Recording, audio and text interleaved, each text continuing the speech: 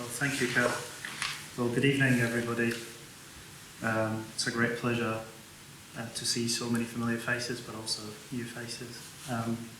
So inaugural lectures are an important part of our academic community, serving as an occasion to celebrate colleagues who have reached the point in their careers where they have become professors, and to recognise their excellent work and achievements. So I'm very honoured to be introducing Professor Sue-Ann Harding's inaugural lecture as Professor in Translation and Interculture Studies. A special welcome to Professor Harding's family and friends, and a very warm welcome to all of you from all of us here at Queen's. So it's now my privilege to focus on the reason we're all here this evening and introduce Professor Sue-Ann Harding. Professor Harding's contribution to the field of translation and interculture studies is both expansive and impactful. Since joining Queen's University Belfast in 2017 and deservedly ascending to professor in 2021, she has employed social narrative theory to explore translation in diverse contexts, particularly in areas of conflict and narrative contestation. Her work includes examining institutional literary translation in Qatar to develop a culturally engaged population, studying translations of Fanon's work in Arabic and Russian, and analysing the resonances between narrative and complexity theory. Professor Harding's publications are extensive, including 2 books, one on the complexities and narratives surrounding the Beslan siege, and another focusing on the cultural and historical intricacies of the Qatar Peninsula, both of which showcase her skill in engaging critically with and providing insightful and detailed perspectives on complex issues. Professor Harding's career is also marked by significant collaborative efforts. She has co-authored work on topics such as police interview translations in South Africa, Russian TV coverage of migration, and the use of oral history in curriculum development. Her collaborations extend also into the arts, exemplified by her work with the Swedish artist Saskia Holmqvist on projects like Dog is Dog. Currently, Professor Harding is engaged in a podcast that explores stories of accidental environmentalism in Northern Ireland, focusing on emotional responses to environmental damage and activism. And in terms of research, she's also involved in a promising project that aims to significantly contribute to our understanding of Australia's multilingual settler history and Poland's past. Beyond her professional accolades, Professor Sue-Ann Harding is renowned for her exceptional dedication, empathy, and inspirational leadership, qualities that I personally know deeply resonate with her colleagues and students alike. On a personal note, I had the pleasure of first meeting Sue-Ann when we collaborated on Dog is Dog in 2018. That was the first time I met Sue-Ann in person. And there I witnessed firsthand both her humility and approachability. And having previously heard of Sue-Ann and her achievements, I've always been impressed by her critical engagement and innovation within our field. Now, having the opportunity to work alongside her, I can only vouch to her being an extraordinary colleague. Her emotional intelligence particularly stood out to me as she helped me navigate the new workplace here at Queen's as a newcomer. And to that, I'm very grateful, Sue-Ann. As you can see, Professor Sue-Ann Harding's impressive achievements stand as a testament to her remarkable career, reflecting intellectual innovation and profound impact. With this impressive portfolio of achievements, it's my honour and pleasure to now hand over to Professor Sue-Ann Harding for her inaugural lecture titled Translational stories, it's somewhere here. What is yours?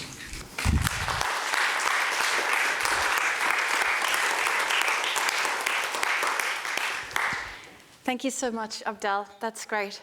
Yeah, we've come a long way from Hong Kong. Thank you all very much for coming out today on a very cold and wet and windy day. Long ago and far away in the Sydney suburbs, when I was a grade 4 primary school pupil, a large map of the world hung from a piece of wooden doweling on the back wall of the classroom. If we had finished our work and were given some free time, one of our favourite things to do was to go with a friend and stand together facing the map. The game was that one person would carefully peruse the map, silently settle on a place, and then say the name. "It's somewhere here," they would say mysteriously, circling the area of the map with a ruler, and the other person had to look and look until they found it. To make the game harder, we tried to choose the smallest, most obscure-sounding places. And we also, as I recall, seemed to look especially intently at Central Asia because it was about eye level. Even now, I can see the faded, oily colours of the map and the black lettering in different sizes, feel the worn ruler in my schoolgirl hand, and remember that sense of wonder that came from scrutinising those distant parts of the world, pronouncing those magical names and summoning them into existence because we had circled and spoken them aloud. It's somewhere here. This story is small. It's barely even a story, and it's very localised, by which I mean it takes place in a very particular location. At the back of that weatherboard classroom with the wooden desks in rows and the open sash windows and the splintered veranda, all of which no longer exist. Yet, if we draw a circle around it for a moment and wonder, what happens if we look here? Then it becomes a strange attractor, a place, and a story to which we will give our attention. Perhaps it resonates with a scene from your own childhood or gets you thinking about maps. For me, it remains a vivid reminder of the mixed and potent feelings of childhood, when the world's vastness remained blurred at the edges of an intensely lived life, where a few suburban streets and the nearby tract of bushland were the very world itself. I also like the image of two school kids standing in front of a worn map of the world, rulers in their hands like witching wands. And with these witching wands, we can draw a circle around anywhere and wonder, what happens if we look here? It's here somewhere, we say, peering closely, listening, pronouncing, imagining, just here, a small local story which we might call a translational story. Less long ago, and not so far away, I was at my first ever academic conference. I had not long graduated as an MA student and was, as it happened, very pregnant. My lecturer, Professor Mona Baker, later my doctoral supervisor and to this day a mentor, gave a paper on social narrative theory. Narratives, she said, are the stories we tell ourselves about ourselves and our place in the world. This statement struck me with such a jolt of recognition that I still recall it. The idea that narratives are the everyday stories we live by seems now so simple, so well established, but for me then it was an epiphany. Here she was, describing precisely my cognitive navigations of the world as if the private workings of my inner life had been suddenly exposed. How, I wondered, does she know how I think? Even before I had known what to call them, I had visualized these narratives as the mesh of our existence, intricate, invisible connections between people, living creatures, events, places, objects, memories, music, dreams, conversations, and texts of every kind. Narrative, I thought, drawing a circle around all those ideas. I have a word for all that now. It was through my PhD that I came to take notice of small stories. Some of you may recall the hostage-taking that took place in North Ossetia, southern Russia, in 2004. It was Wednesday, September the 1st, the beginning of the new school year, celebrated with flowers and bell ringing and attended by parents and younger siblings. And when the school was seized by militants at 10 o'clock in the morning, those who didn't manage to flee were herded into the gymnasium and kept for the next 2 days. After an explosion about 1 p.m. on Friday the 3rd, the roof caught fire and subsequently collapsed. Russian government versions insist the explosion was caused by the makeshift bombs the terrorists had hung from the basketball hoops. Other forensic reports trace the explosion source to Russian rocket-propelled grenades located on nearby apartment blocks and fired to destroy the terrorists and bring the siege to an end. 333 people were killed, including 186 children. For my PhD, I looked at how 3 online media sites reported the siege over those first 4 days in September, and I looked at Russian reports and their English translations. RIA Novosti, run by the Russian state, and Kavkaz Center, run by Chechen guerrilla forces. 2004 was right in the middle of the decade-long Second Russian-Chechen War, were unsurprisingly holders of their party lines. What was most interesting was the reporting from Caucasian Not, a local media site, who, unlike the other two, had journalists on the ground. There was a lot here that wasn't reported by the other sites, much of it told in eyewitness accounts. Stories, for example, about how the terrorists had managed to drive the van through various checkpoints and into the school that morning, the written list of demands passed across the cordon, the release of several mothers and infants on the Thursday afternoon. Eyewitness reports were sometimes fragmented and contradictory, but the detail in this local reporting held within it not only more information about what was going on, but possibilities of a solution to the siege that did not assume or rely on violence. There were options for negotiations, for responding to specific demands. There were several people who could act as mediators, including the Chechen president, Aslan Maskhadov, and the reporter, Anna Politkovskaya, both since murdered. These more complicated stories centered on the hostage-taking of this school. They were lacking in the simplistic narratives that pitched events as part of the international war on terror or Chechen freedom struggles against Russian imperialism, rather than as a hostage-taking that needed resolution. What also struck me was that these small local stories that complicated dominant narratives with their multiplicity, their local situated knowledge, and that included hope, possibility, and other ways of doing things were almost all missing in translation. We can't translate everything.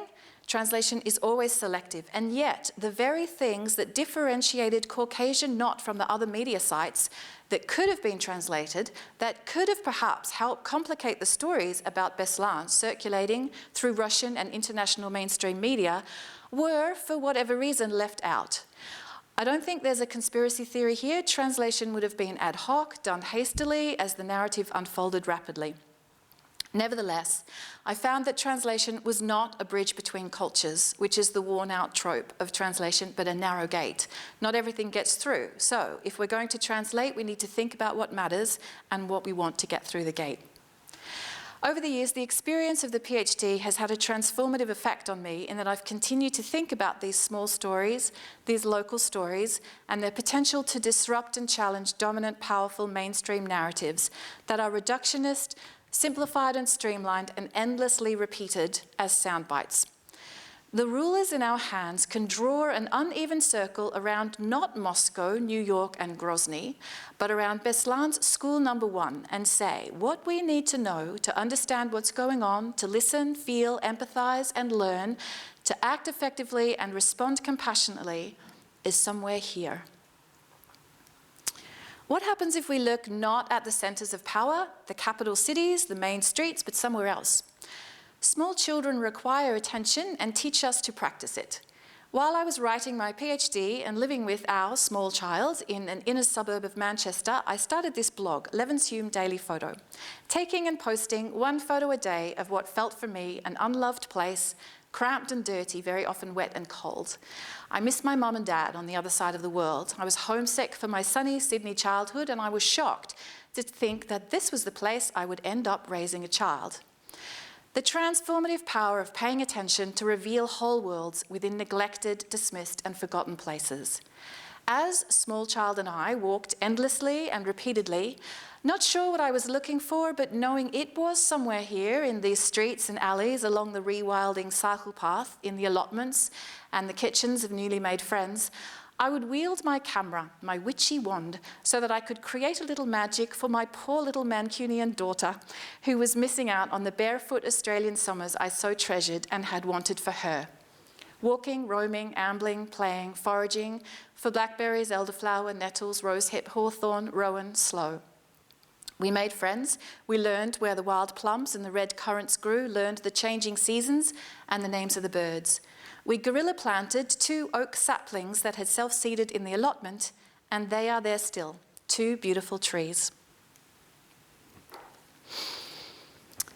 The Qatar Peninsula is a low-lying desert that juts into the Arabian Gulf. It's small, about 100 miles north to south, about 50 miles east to west. If we look at this map, we can see that it's somewhere here. It's not a piece of land that features much in the global imagination. There's no rivers, vegetation is sparse, wildlife scarce, small and hidden. It's hot and dry. Seen from the air, there is a blankness to the land, marked only by a few straight roads, irrigation circles, and the orange flames of the gas flares. The peninsula looks like nothing more than pancake batter spilled into the sea. From the earliest Arabic sources, the peninsula is no destination, merely a coastline on the maritime highway between Basra and Oman. What if I was to circle this place with my wooden ruler and ask, what happens if we look here? What happens if we shift the circle with our witchy wands and look not at the glossy, controlled narratives of progress and modernity peddled by the nation state, but at what is off-centre, out of shot, little noticed, avoided, deserted and discarded? This is the book I wrote in answer to those questions. My response to what, for me, when we moved to Doha, was a new and difficult place, just as Manchester had been. See how the sun sets like a flaming apricot, how the small birds swing on the acacia branches, chirping their little staccato sentences, the sweet smell of the neem blossom, the fermenting fruit of the sidra trees, the unexpected flowering of the palm with its long sticky fronds covered in drunken bees. See how precarious the world is. The trees along Al Lukta Street have been felled. The magnificent frangipani trees on the Al Gharafa roundabout cut down and carted away in pieces. The singing sand dunes of the south are hemmed in by construction convoys. It is these overlooked minutiae, writes Michael Cronin, that are the portals to an understanding of the world. What did I find writing this book? I found beautiful, mysterious maps, 7th century Nestorian Christians, Carsten Niebuhr's extraordinary expedition, a scatter of coastal villages with long histories, enslaved people and their stories, Herman Burkhardt and his plate glass photographs from 1904, Ottoman soldiers and the edge of empire, Lady Mary Kurtzen keeping a journal and fanning herself in the heat, the strange, brave, flawed lives of the American missionary women in Bahrain. I found masonry wells, the rare Zujara wells, the local vocabularies of land and sea, caves and sinkholes, and the hidden habitats of subterranean fish, the astonishingly resilient guff trees and the ecologies of insects. I found the tender photographs of Yetta Bang, the grief and fury people spoke of when I asked them about progress and Qatar's present-day nation-building project. This was the book I wish I'd been able to read when we arrived in Doha. Out of my depth, out of my field, disturbed by my constant curiosity and urge to figure out what was going on, the book was just something I had to write. Now, sometimes I'm not so sure. There's sometimes a critical seed of self-doubt that makes me wonder whether I was able to hold all of these stories together in a way that would bring my readers along with me. I wonder whether my rage and frustration at the place leaked, after all, into the book and taints it with a sort of colonial position that keeps me blind to my blind spots. Yes, it was a risky thing to do, and yet I remember feeling so compelled to search for, gather, and write those stories that towards the end I remember feeling how the book almost wrote itself, spooling out from my fingertips and pouring forth towards the final scenes. And I was changed by the whole research experience. I remember the physical feeling of peace when I was out on the road with my camera and notebook. And I remember the heat and the silence of the desert, the discovery of those intriguing, dilapidated little mosques, and noticing the subtle differences in the minaret designs.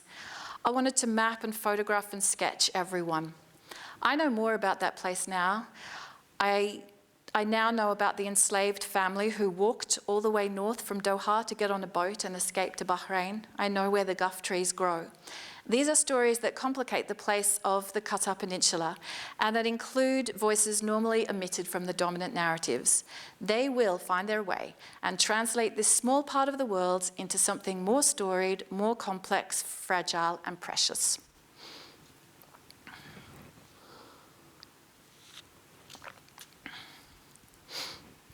I live in Belfast, but originally, I'm from Australia, from a Euro settler background, and I have generations of South Australian German Lutheran heritage on both sides of my family. What if, I began asking myself, what if I spent as much time and effort researching that history as I had spent researching the history of the Arabian Gulf? What if I turned my research skills and intellectual curiosity towards the villages of Silesia and Lower Saxony and the ordinary lives of shoemakers, blacksmiths, tailors, farmers, teachers, midwives, and homemakers who, seeking religious freedom, found themselves in far-off mid-19th century Lobethal, Palmer, and Neil's Flat. I grew up with stories of these people and I know something of these places, but my daughter has never lived in Australia and she knows almost nothing about any of it. What might I find? And how could I gather it together into stories that would mean something to her? Maybe I could write a book about these people and their places that, just like my book on the Qatar Peninsula, sought out alternative voices and overlooked places, collecting small local stories to fill in a few gaps and to complicate place and history and what we think we know of the world. I began researching, and it wasn't long before I came across the memoirs of Anna I. Anna Victoria Oster was born in Metz in 1839 and moved with her family to Posen, Prussia, now Poznan, Poland, in 1843. And from there migrated along with thousands of others, including my family, to South Australia. Unlike her husband's book, Early Tales, The Beginning of the Lutheran Church in Australia from 1838 to 1880, her memoirs, written for her children between 1900 and 1907, were not digitised. And it was only through the patience and perseverance of librarians that I managed to land an interlibrary loan copy of the 1957 translation from Monash University. The hardbound mimeographed pages of the closely spaced typescript were faded but utterly engrossing. I love these memoirs because they are full of small local stories that have an extraordinary ability to extend memory. I have several very clear memories of early childhood when I was still ensconced within these German Lutheran familial communities. The texture of those places remains vivid, real, and ingrained. Sheep paddocks, homestead verandas, corrugated iron water tanks, stone country churches. When I read my grandmother's diaries from the 1960s, short daily entries that record her domestic routines of washing, ironing, mending, baking, gardening, making jam, it's as if my earliest memories of those places are extended back in time to before I was born. And when I read my grandfather's autobiography and how he walked 5.5 miles to school in bare feet, how he left the family farm at 13 and studied in Adelaide for 9 years to enter the ministry, and how he then, with his younger sister Hilda, who agreed to go with him and keep house, travelled almost 2,000 miles to pastor a small parish church in Queensland. Memory is extended still further, back to the early decades of the 20th century. And when I discovered Anna I's memoirs, it was astonishing to feel my memory extend back through a further 60 years of the previous century to the 1840s. Here were the quotidian textures from 100 years before my grandmother's diaries and from 2 generations before my grandfather's memoirs. Anna I, it turns out, was one of his grandmother's school friends. Here were small girls in Prussia writing in each other's autograph books as they say goodbye. The friendships that developed on the voyage out to Australia, the poverty and hard work, walking through the bush and getting caught in the rain, the congregational squabbles, the weddings, births, farewells, reunions, terrible accidents, funerals. Here were the German hymns and poems in German that Anna loved and remembered and wove into her life story. Like the women missionaries I'd found when writing the Qatar Peninsula book, whose voices may be steeped in the convictions of their faith and the prejudices of their time, yet who breathed fresh air into a history dominated by male discourse, here was the voice that made this German Lutheran heritage alive. Here was the labour of love from Anna's granddaughters, who were also her translators. This was the text I'd been looking for. I'm now working on a revised translation and critical edition of the memoirs. They are a rare surviving example of women's life writing from this distinct minority community, whose contributions to Australia's multilingual settler history and Poland's past have been afforded little attention. Much of their linguistic, literary and cultural heritage was lost from Australia at the time of World War I, and their traces have all but vanished from Poland in the aftermath of World War II. I also want to include reflections on memory, place, Indigenous Australians and the violence of colonisation to make the hidden histories in Anna's writing visible to today's readers. The translators, translation practices and translated texts intrinsic to family history research in general and German Lutheran immigrant heritage in particular have received almost no attention from my field. And working with Lutheran Archives in Adelaide and supported by a British Academy Leverhulme small grant, and the History Trust of South Australia, I feel like I've stumbled into something somewhere here.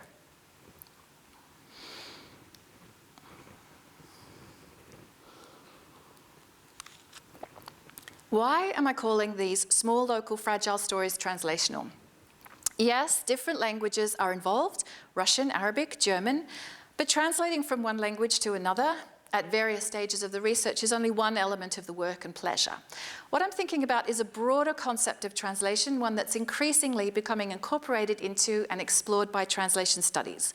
There's quite a bit of discussion about defining this broader concept, from the biochemistry involved in perception and meaning making to the translation of policy into practice, or the translation of scientific knowledge into clinical practice. My colleague Piotr has written about aspects of this broader concept of translation in his book, Experiencing Translationality. And his central question is not what is translation, but what does translation do? For much of the book, he explores Greek and Latin concepts of translation, which involve the movement of church leaders from one community to another, as well as the movement or translation of holy relics from one place to another. These physical, geographical, bodily, material, translational practices, which were inevitably also personal, political, social, economic, and theological, developed and performed over centuries, are, Piotr argues, essentially experiential. Translation physically and materially changes things, places, and people, and changes the connections between all three, and we feel this change. Piotr and I are currently supervising a PhD student, Matt Valla, and his entire thesis is concerned with these issues. Matt talks about this transformative translationality as a force, which got me thinking about the force of storytelling and the power of stories to shift our perspectives, change our minds, stir our emotions.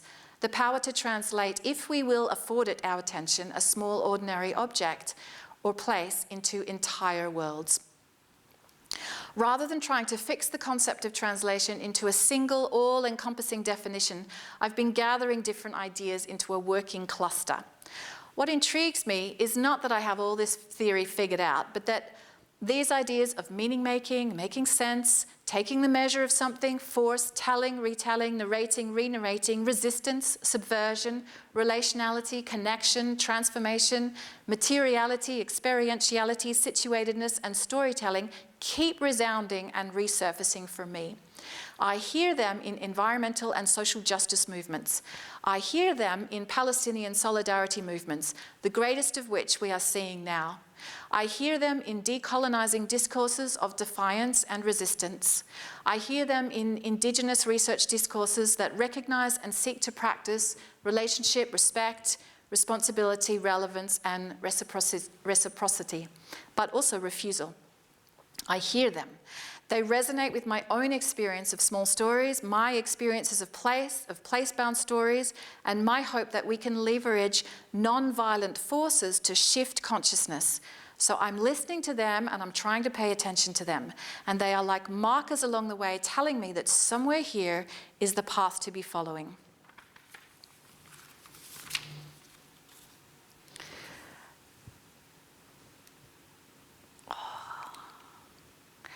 This is an email I received recently from a friend, Julie, who was writing about Mahmoud, a mutual friend of ours, who we did all our PhDs together in Manchester, and I'm reading this email now with the permission of both of them. Thursday, 30th of November, 2023. Hi, Suan. Since we last talked, Mahmoud has lost more than 20 members of his family back in Gaza. His 2 elder children, Mohammed and Reem, have survived, fleeing to the south, but they are traumatized by what they went through and by the conditions in which they are in the shelter. People are getting sick and there is not even water, food, or anything. It is very scary. The huge blow for Mahmoud are his 2 nephews, Omar and Zachary, 11 and 13, who were sent by his brother to another neighborhood because he thought they would be safer. But they died under the bombs while the brother survived. 2 lovely kids who were raised with Yunus, Mahmoud's son, and which Mahmoud's brother and sister-in-law really struggled 10 years to have. He was really devastated. This happened before the truce, and now he's reaching out and discovering all the horrors, with the impossibility of being with his brother, hugging his loved ones who survived, and burying those who died.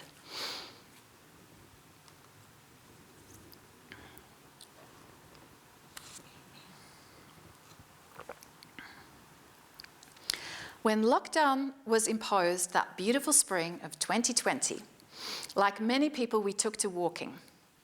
We walked almost every day that year, and the place we walked most was in the Lagan Valley area of outstanding natural beauty that is somehow miraculously on Belfast's doorstep. We noticed the different species of cow parsley, Queen Anne's lace, hemlock, wild carrot, the way they flowered not all at once but one after the other, a wave of larder provision for birds and pollinators. We saw the patience of herons, the flash of the kingfisher, little grebes catching fish and feeding their young, the social lives of ducks, the courage and daring of ducklings. Repetition, familiarity, attention really is the beginning of devotion. One day, a man went for a morning walk. Like me, although we didn't know each other at the time, he walked a lot during lockdown and had begun, like us, to pay more attention to his surroundings. One place that had become treasured was a hedgerow, home to a colony of chattering sparrows. That morning when I got there, he wrote later, 30 or so contractors were feeding it into a wood chipper in that busy, no-nonsense, why wouldn't we way contractors do things? And the next day, he continues, I met a man called Peter who had been tending the hedge for 35 years. He pointed to feeders and nesting boxes he'd quietly placed about. He explained how important the hedge was for the birds to hide and feed, how their habitats are being continuously eroded and degraded by neglect and ignorance, and how these once most common of birds are on the red list for endangered species. How they live in overlapping families, constantly singing to each other. Peter knew exactly how precious the hedge and its sparrows were.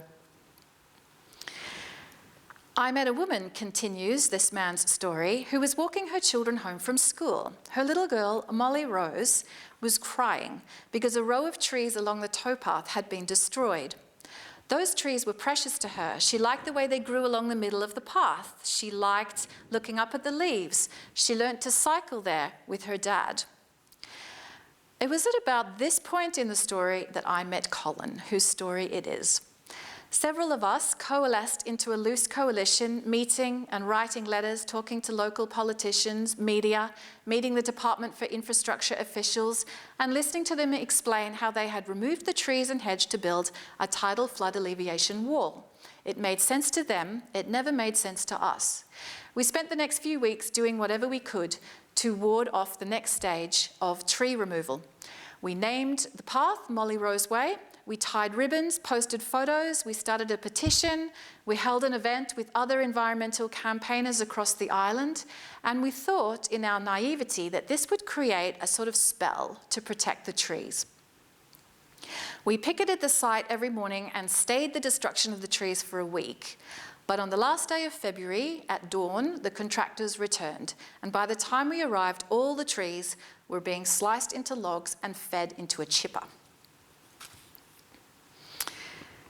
It was after all of this that I got the idea for Solastalgia, the podcast that Colin and I now co-host, co-edit and co-produce. The idea came to me at an event Colin organised that brought together local environmental campaigners to tell their stories. What brave people. One by one, they got up and told stories of how they had noticed some sort of change. A man with a digger, a chainsaw, a bulldozer, metal discs nailed into trees, a pathway blocked. And when they asked questions, were met with excuses, administrative obfuscation, indifference, intimidation. Each of the stories told that evening was different. A different place, a different threat, different collectors of people coming together, and yet the same things, the same themes resonated in them all. It was extraordinary. Their struggles against environmental destruction by private and government interests echoed what we had experienced. Solastalgia is a word coined in 2003 by Australian professor Glenn Albrecht, and it means a form of psychic or existential distress caused by environmental change. Solastalgia names the powerful emotions that people feel when encountering and experiencing environmental damage, pollution, and destruction. The podcast is a series of conversations with ordinary people who, stirred by such emotions, become activists fighting for environmental respect, regard, protection, and conservation. We hear, collect, and document these stories of accidental environmental activism, creating an archive of information and solidarity, a nuanced counter-narrative to the reductionist narratives of growth and extractivism that profit the few and impoverish everybody and everything else. Accidental, because neither Colin nor I, nor the people who all came together to try and save those trees, ever thought that we would be picketing a building site and standing there morning after morning in the freezing cold. But the felling of those trees and that singing hedge translated us.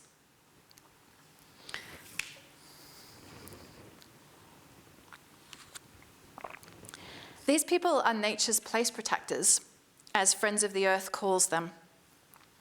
And we are coming together as the gathering, a collaboration of earth and water protectors, community groups, activists, and individuals who come from all over the island of Ireland to share their campaigns and inspire and support each other. I am learning so much from them and their small local stories, from their efforts to forge new ways to speak about these things, the rights of nature, a word other than environment, something other than an environment protection agency, a language that shifts us people away from centre stage and that recognises and encompasses interconnectivity. I'm drawn to the work of Indigenous peoples and Indigenous scholars and their principles of responsibility and relation. I come to these tentatively and cautiously. This is not really my place. And yet those who come with open mind and heart to listen and learn can be welcomed. Indigenous methods are not mine to simply extract, but where these stories have been shared, and there is a wealth of literature on this, I can and am beginning to discover wisdom, pathways, love and courage, whole communities of people who are resisting oppression, who are hopeful for new old ways of thinking, being and learning. Relationships are at the heart of this translational work, relations with people and places, walking and talking with people in the places that they love and value and see. These small local stories, the valiant people I have come to know through making the podcast, have completely transformed the way I see the landscape here. A kind of heartbreak and a kind of hope. I feel humbled and tentative. I am day one in class at the very first level with so much to learn, but I feel I have also found my way here through my journey of small local stories that complicate place, through my walking with and alongside the place protectors here, that I've washed up onto the right shore and the right place. It is somewhere here.